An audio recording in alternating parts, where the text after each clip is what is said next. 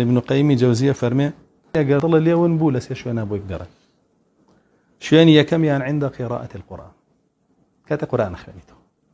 ئەگەر دڵتی نەدۆزیەوە تایە فاتحە لەسەر دڵە بخوێنە، تیا چووە لە بین چووە نەماوە. ئەمە حاڵەتی یەکەم.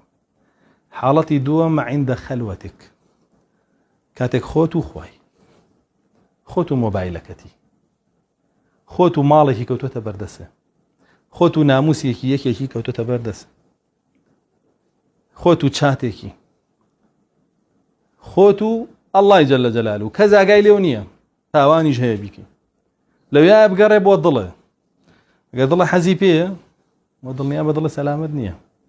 ئەگەر دڵە حەزی پێی نییە و لە لای ئەڵڵایە ئەوە دڵە سەلامەتە. ئەگەر ئەڵێی ئینی ئەخاف الله، ئەگەر ئەڵێی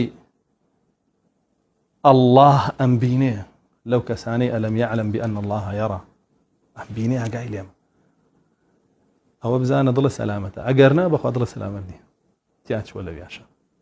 حاڵەتی سێمیش لە فەرمێ عند مجالس الذكر، کاتێک لە مەجلیسێکا دانیشی مەجلیسی ذیکرە.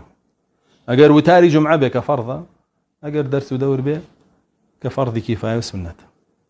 ئەگەر دڵە نادۆزیتەوە تایە هیچ کاریگەریەکی لەسەر بەجێ ناهێڵێ، تووشی وەجەلێ ناکە، دا بخۆر پێ ئیتر بڵێ من لە ئێستاوە ئیتر دڵم خاشعە بێ بۆ ئەڵڵا جەلە جەلالوه.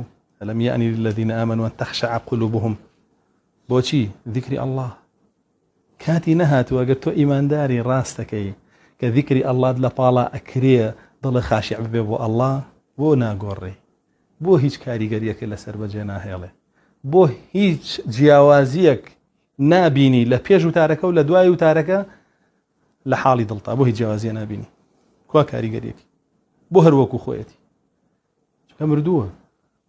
دڵ کە گەشتا و حەدەی بمرێ تەواوی تر هیچ شتێک کاریگەری لەسەر بەجێ ناهێڵێ. نە قسە، نە وتار، نە دەرز، نە ئایات، نە ئەحادیث، نە ئاثار، نە ئەقوال، نە ئەعمالیش بە دیاریەوە بکرێتە نانە، گوێی پێ نایە.